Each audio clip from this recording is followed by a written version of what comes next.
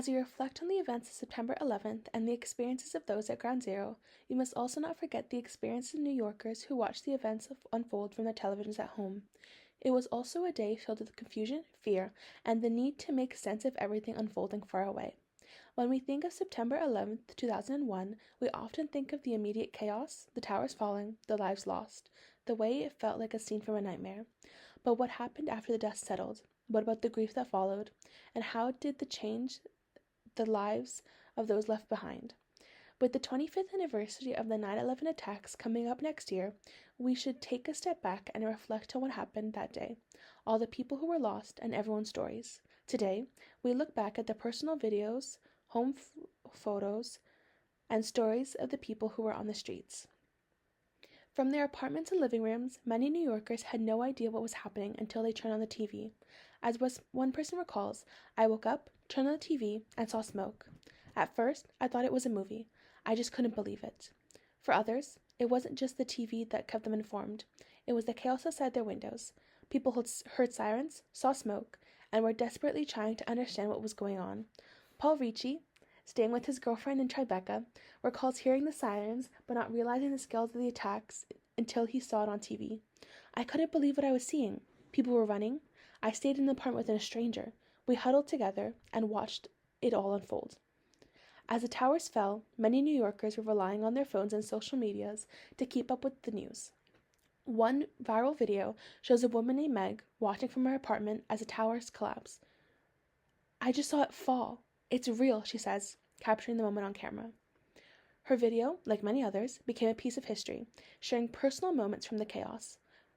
For others, the streets were filled with confusion, but still, the power of citizen journalism was growing. People talked across windows, sharing what little information they could get. I saw people on my street crying. They didn't know what was really happening, one New Yorker remembers. Others say, I kept calling friends to make sure they were okay. No one could get through. In the days after, these spontaneous conversations, videos, and social media posts became the records of what it was like to be in New York on that day, even if you couldn't see the attacks firsthand.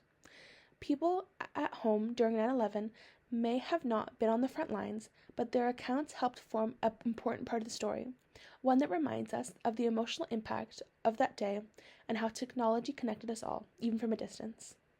When the events of 9/11 happened, it was a media frenzy that catapulted citizen journalism into the limelight, when ordinary people could capture and report on stories that journalists couldn't. According to an article posted by the New York Times, they state that at around 8:46 a.m., a rookie filmmaker, Jules Naudet, was busy working on a film about firefighters and was practicing his camera work. He heard a roar overhead and pointed his camera up, thus capturing the plane hitting the North Tower. The president of the New York Historical Society, Kenneth T. Jackson, believes that Naudet's camera was the only one that captured American Airlines Flight 11 hitting the North Tower. I'll never forget my first sight of what happened. Standing right near the Tower 1 and looking up, I saw what appeared to be the outline of a plane right to the side of the building. At that point, I wasn't really sure what to do. I tried to call my headquarters office with my cell phone, but the cell phone didn't work. As I left the area and started to walk up West Broadway, I noticed a medical doctor standing in the doorway of his office looking at the towers. When I asked him if I could make an emergency call to Washington, he said, "Sure, go ahead." When I reached my supervisor, I remember saying, "We have a problem here in New York." His response was, "You sure do. We're under attack. Tell your people to try and get home as fast as possible." Shauna Farrell, an oral historian, was a high school student on that day. She remembers the confusion and disbelief among her classmates when the news first broke. I remember the tone of the classroom, the disbelief. It wasn't yet real, Farrell says. But as the reality of the attack set in, Farrell's own heart kicked up. Her mother worked near the World Trade Center, and she immediately worried for her safety. I realized I needed to call my mother immediately. Fortunately, Farrell's mom was stuck in traffic and avoided the devastation, but that was not the case for so many others. As Farrell explains, I was so happy that my mother was alive, and so sad that others hadn't been so lucky. This feeling of happiness, knowing others were suffering while you were lucky enough to escape, was a feeling shared by many. The grief wasn't just about loss, but the fear that lingered in the air. And the emotional toll didn't fade with time. A study by the Center of the Study of Traumatic Stress found that families of 9/11 victims continue to deal with the aftermath even almost 25 years later. The grief, they say, is complex. It's not just the sadness, but a constant mix of trauma, anger, and confusion, compounded by the fear that something like this could happen again. Many of these families still struggle with the mental health challenges, such as PTSD and depression, which continue to affect their daily lives. For some, the grief was compounded by the fact that 9/11 marked a change in how people viewed safety.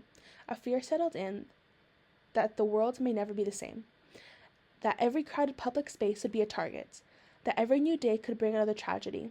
It's fear that many people, especially those directly impacted, continue to carry. Each year, the anniversary of 9/11 rolls around, the grief returns, not just for those who lost loved ones, but for a generation that watched it unfold. Shauna Farrell notes, each anniversary of the attacks were filled with grief. And for many, the pain that day never really goes away. It's something they carry with them, something that becomes a part of their personal history, one that they continue to wrestle with. Jason Truitt from the Arfo Pinnacle says many criticize the accuracy of citizen journalism, stating that it's hard to trust a source without any credibility and that information gathering should be left to the professionals, the journalists.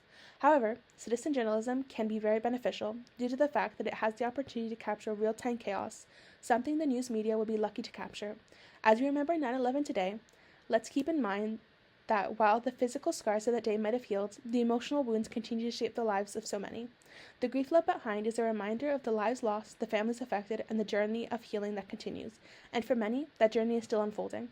Thank you for joining us tonight. Stay safe, and we'll see you again soon.